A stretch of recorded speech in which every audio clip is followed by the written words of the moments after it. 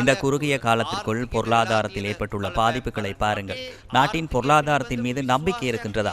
ரூபாய் வீழ்ச்சியடைந்து கொண்டு செல்கின்றது. இன்று ஏற்றுமதியாளர்கள் சந்தைக்கு டாலர்களை கொண்டு வருவதில்லை, ஏனெனில் அவர்களுக்கு நம்பிக்கை இல்லை. நாட்டிற்கு பணம் அனுப்புபவர்கள் முறையான வழிகளில், அதாவது அரசாங்க அல்லது தனியார் வங்கிகளூடாக பணத்தை அனுப்புவதில்லை. எனவே இந்த காரணங்களினாலேயே இன்று இந்த நாட்டின் டாலர் மீது நம்பிக்கை இல்லை. மிக தெளிவாக நமது நாட்டின் பொருளாதாரம் வீழ்ச்சியை சந்தித்துள்ளது. இந்த 2 ஆண்டுகளுக்குள் நமது ஏற்றுமதி படிப்படியாக குறைந்துள்ளது. அதே போன்று சுற்றுலாத்துறையும் படிப்படியாக குறைந்து வருகின்றது. அந்த வருமானம் குறைந்துள்ளது. அது மட்டுமல்ல, நமக்கு முதலீடுகள் வரவில்லை. அப்படி என்றால் நிச்சயமாக நமது ரூபாய் பெறுமதி வீழ்ச்சியடையும். அதனை தடுக்க முடியாது.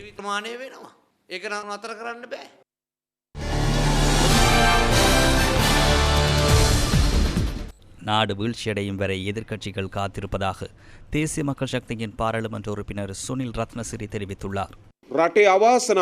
எமது நாட்டிற்கு சாபமாக அமைந்த ஒரு எதிர்க்கட்சி உள்ளது. நாடு எப்போது வீழ்ச்சியடையும் என்று அவர்கள் ஒவ்வொரு தடவையும் காத்துக் கொண்டிருக்கிறார்கள். கிரீடம் எப்போது தமது தலையில் விழும் என பார்த்துக் கொண்டிருக்கிறார்கள். நாட்டிற்கு ஆபத்து ஏற்படும் போதெல்லாம் எந்த வழியில் அதிகாரத்தை கைப்பற்றலாம் என்றே இந்த எதிர்க்கட்சி முயற்சி செய்கின்றது. டிட்வா சூறாவளியின் போதும் அப்படித்தான். இந்த மத்திய கிழக்கு நெருக்கடியின் போதும் அப்படித்தான். இப்போது அனைத்து கட்சி மாநாட்டை கூட்டுமாறு கூறுகின்றார்கள். இந்த பொருளாதாரத்தை நிர்வகிக்க அவர்களிடம் ஆலோசனை பெறுமாறு கூறுகின்றார்கள். ஒரு அரசாங்கம் என்ற ரீதியில் ஆக்கப்பூர்வமான எந்த ஒரு ஆலோசனையும் பெறுவதற்கு நாங்கள் தயாராக இருக்கின்றோம். இருப்பினும் அவர்களின் வரலாற்றை நாங்கள் அறிவோம்.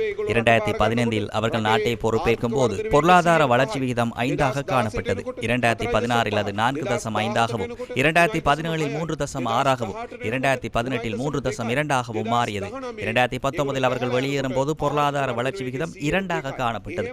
அவ்வாறு நாட்டை சீரழித்த ஒரு குழுவினர் இப்போது பொருளாதாரத்தை கட்டியெழுப்பும் விதம் தொடர்பில் அரசாங்கத்துக்கு பாடம் சொல்லித் தருவதாக கூறுகின்றார்கள். நாடு எங்கே விழும், அங்கிருந்து அதிகாரத்தை பிடிப்பதே அவர்களின் நோக்கமாக உள்ளது. எனவே உள்ளக அழுத்தங்கள் வந்தாலும் வெளிநாட்டு அழுத்தங்கள் வந்தாலும் இந்த அரசாங்கத்தை மீண்டும் வீழ்த்த முடியாது என நாங்கள் உறுதியாக கூறுகின்றோம்.